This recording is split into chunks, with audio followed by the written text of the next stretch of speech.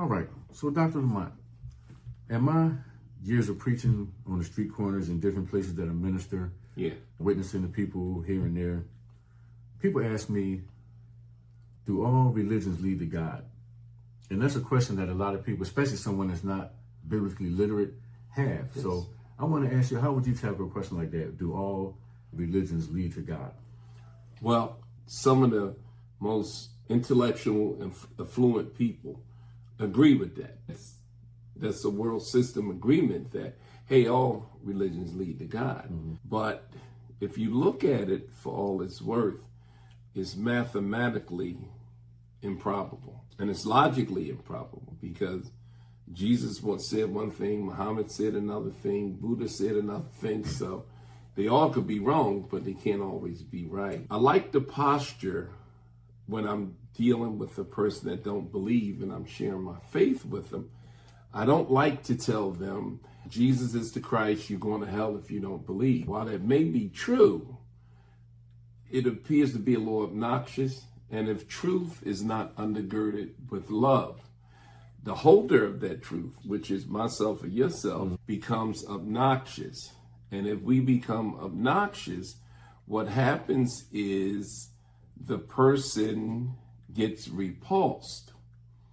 And instead of winning the soul, fail to compel the right way. So you may lose them. So it appears to be a complicated question, but this is how I handle it. Right. When I was working for Greater Hope for Dr. Miles, Dr. Miles had Japanese, she had Korean, she had African, she had white, she had black, she had a mixed bag. And I was the theology teacher. And I've often had that question. Okay. And the first time I ever had that question, I was stuck. And I usually resolve it by putting it in the person who asks hands. That way I won't become. Right. So I give this situation. Imagine the leaders of the world's 5 greatest religions all died on the same day. Let's see, Siddhartha Gautama, that's Buddhism, Hinduism, Krishna, Christianity, Jesus, Judaism, Moses, and Islam, Muhammad. And let's say they died on the same day and they was buried on the same day. And you were an eyewitness at their burial. But 2 months later, you and your parents are going shopping. You go to Walmart. And one of the leaders of those 5, one of the founders of the 5 religions, is standing in front of Walmart drinking a lemonade with a sign that says, "Follow me for eternal life." The question is, would you follow? Now, if it was Muhammad, I would follow Muhammad. If it was Buddha, I would follow Buddha. If it was Moses, I would follow Moses. If it was Krishna, I'll follow Krishna.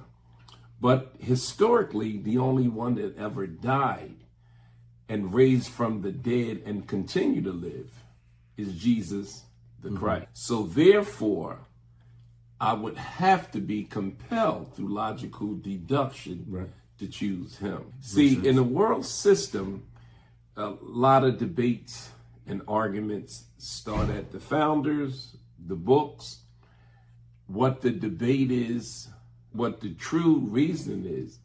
It shouldn't start at neither one of those. It should start at the death, because at the death, it becomes dead serious. Wow, that's good. So, so it is the one who raised out of the grave and continued to live forever. This is the religion that I would choose. Wow, that's amazing.